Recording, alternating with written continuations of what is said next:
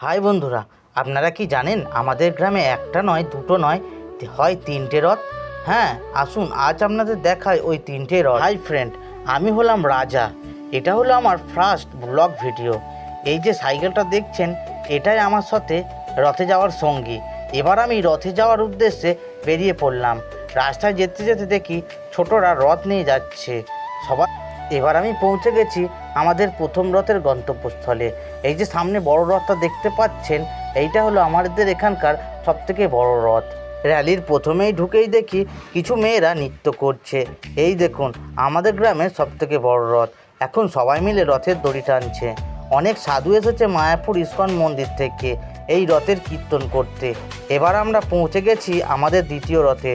ঢুকতেই দেখি কিছু মানুষ জগন্নাথ দেবের চিনিকলা প্রসাদ বিক্রি করছে। এই যে স্কুলটা দেখছেন, এই স্কুলেই আমার ছোটোবেলায় পড়াশোনা করেছি। এই রথটা সবথেকে পুরনো রথ আমাদের এখানে। এখানে অনেক মেলাও বসে। কিছু ছেলে দেখি জাম্পিংয়ে লাফাচ্ছে।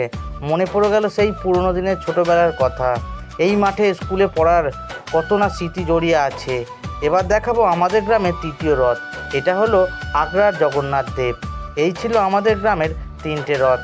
এবার সন্ধেবেলায় আমি পৌঁছে গেছি আমাদের ছোটোবেলার সেই স্কুলের রথের মেলায়।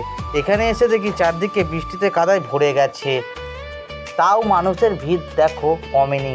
আজকের ভিডিও এই পর্যন্তই। ভিডিও ভালো লাগলে অবশ্যই লাইক ও সাবস্ক্রাইব করেন।